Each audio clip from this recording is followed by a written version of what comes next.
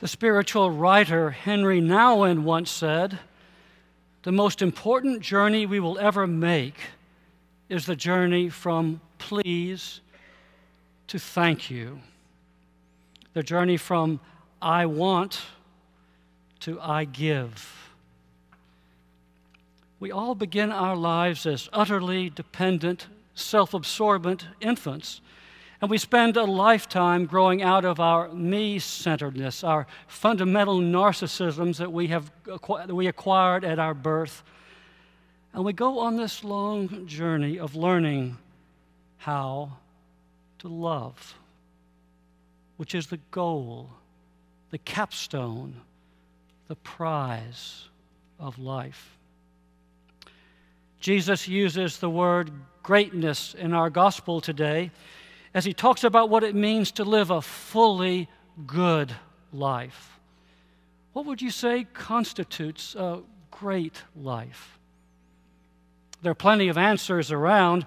I spent the largest part of my ministry in 2 cities that are hypercharged with ambition and the desire for greatness of some sort. In Boston, it's high-tech innovation and academic brilliance that seem often to carry the glitter of greatness. In Washington, D.C., it's the government and politics. Greatness is often connected to power, the power of the president or a senator, or the financial power of no one less than Donald Trump.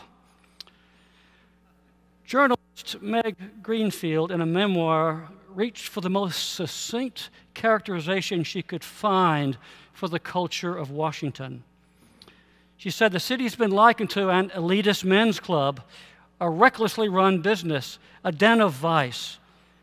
But none of those, she said, quite works. The best analogy is high school.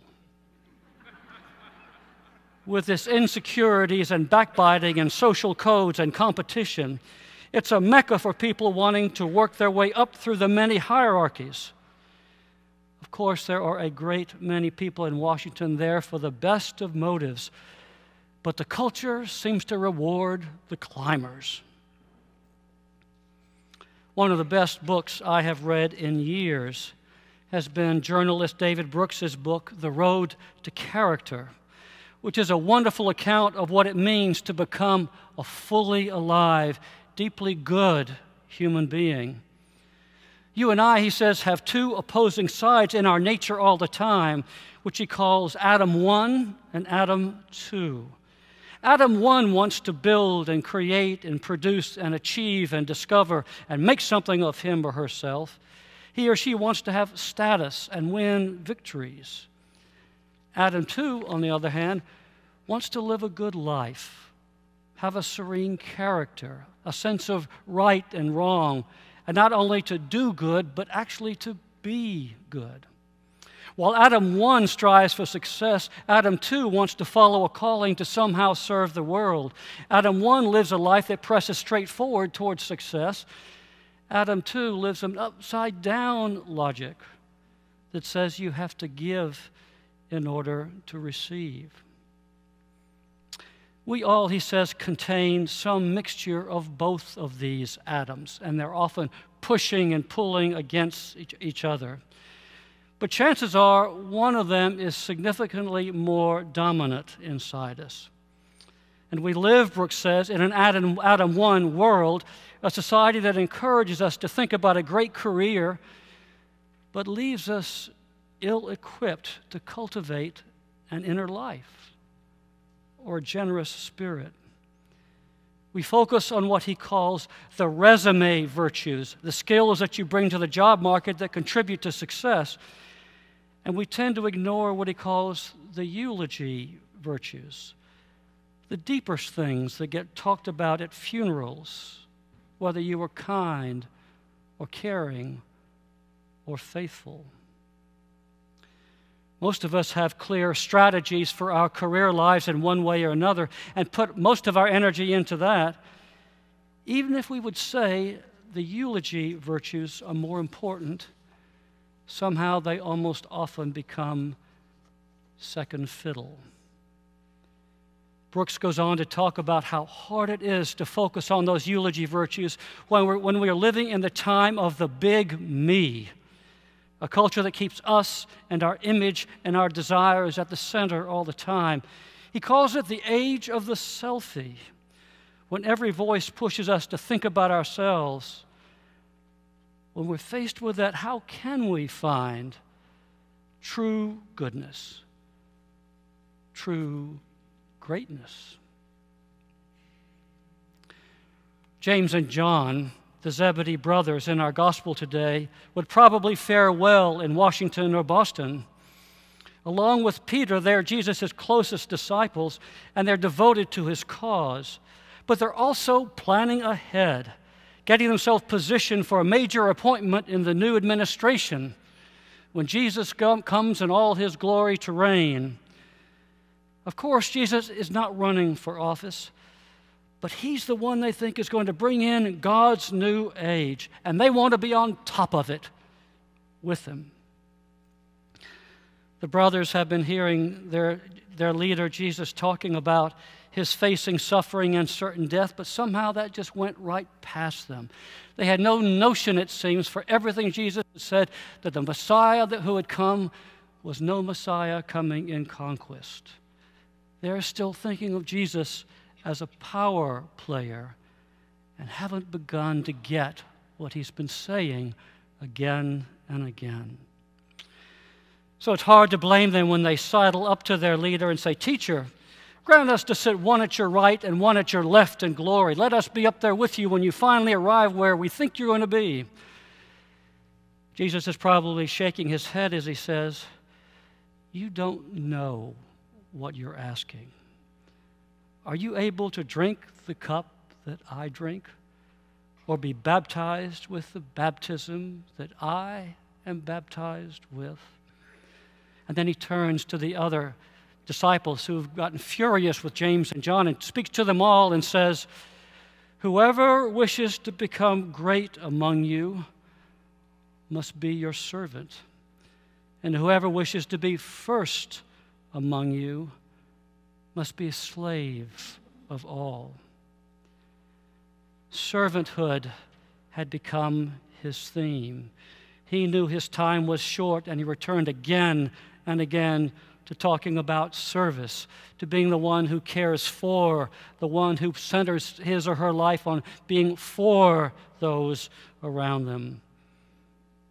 "I'm among you as one who serves," Jesus would say the night before he went to his death, as he washed the feet of his disciples to place that image in them forever of their calling to be servants. Your life is not about you, he's saying. It's not about your accomplishments. It's not about your resume or your income. It's about whether you have found ways to live lives of generosity and compassion and service. It means that amid the building of a career, whatever it is, and living a life, whatever it is, that you have found times to serve, to care, to be there for those who need you. That's the path to true greatness. Don't expect to see it on the front page of the paper or in big dramatic gestures. It will almost always be small, unnoticed, close to the ground. Today, we at Trinity are launching our 5-week stewardship season, a time of taking stock of the blessedness in our lives and asking ourselves how we will respond to Jesus' call into his different kind of greatness, the greatness of giving gladly and generously of our time, talent, and treasure for the good of those struggling in our world and for the spreading of Christ's love. We're being called to take another significant step in that long journey from please to thank you, from I want to I give back. I'm convinced that our whole spiritual life begins with gratitude. our awareness of the goodness and givenness of our lives. That's where it all begins. And from that flows our call to love and serve and give for Christ's sake, in return for the amazingness of the lives that we get to live for this small batch of years. Winston Churchill, the great British Prime Minister, once had to address a heckler who was dead set opposing every piece of Churchill's social legislation. The man blurted out, "Look, I'm a self-made man. I worked hard to earn my living. I paid for my house. I did it all on my own, and I'm not responsible to anyone for anything." To which Churchill replied, "Well, that certainly relieves your creator of any responsibility." Our life itself is nothing but a gift. No one said it's easy to be generous in our age of the selfie, our time, our culture of the me. But we who have made our way into this church and into this Christian life are on a journey to discover the greatness we're called to of big-hearted, generous lives of love and service. It's the apex, it's the goal of everything. The reality is that the journey from please to thank you is not easy. Gratitude is a hard feeling to hold on to moment by moment and day by day. We quickly take our lives for granted. Our culture convinces us that we never have enough, and we push ourselves harder for more security, more of what we see as life's necessities. So gratitude is something we have to learn again and again. We have to practice it and grow in it if we want our priorities to reflect what we deeply believe. That's why we at Trinity are trying to be as clear with each other as we can about this journey of stewardship. We are invited to the path of proportionate giving, giving a percentage of our income off the top with the biblical tithe of 10% as our goal, giving back to God as an act of saying, "My God, thank you." For some, that's too daunting to begin with, so wisdom has it that beginning anywhere, beginning at 2% of giving back, puts us on a journey that can help us grow in our capacity to be grateful, commensurate with the blessedness of our lives. I really do believe the old saw that giving till it hurts is not the point. The goal is to give until it feels good, until we sense that a great movement of goodness and generosity is flowing through our spirit and making a difference in the world. Amid the launching of our stewardship campaign, we've also been claiming a focus on what we are doing in the areas of outreach and social justice. It's time, talent, and treasure that we're stewards of. We're called, you and I, to find our way to make a difference amidst the need all around us.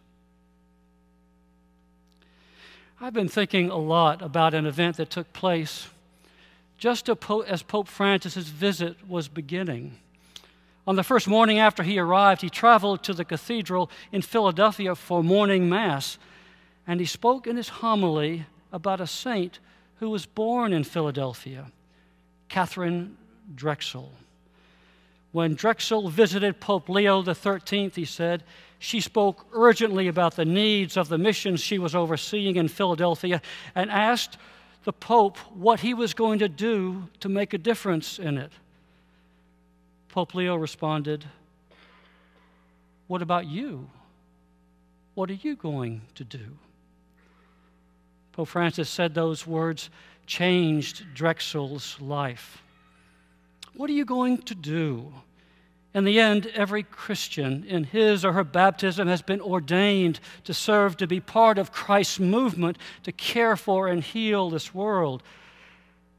The Pope repeated, "What about you? what are you going to do?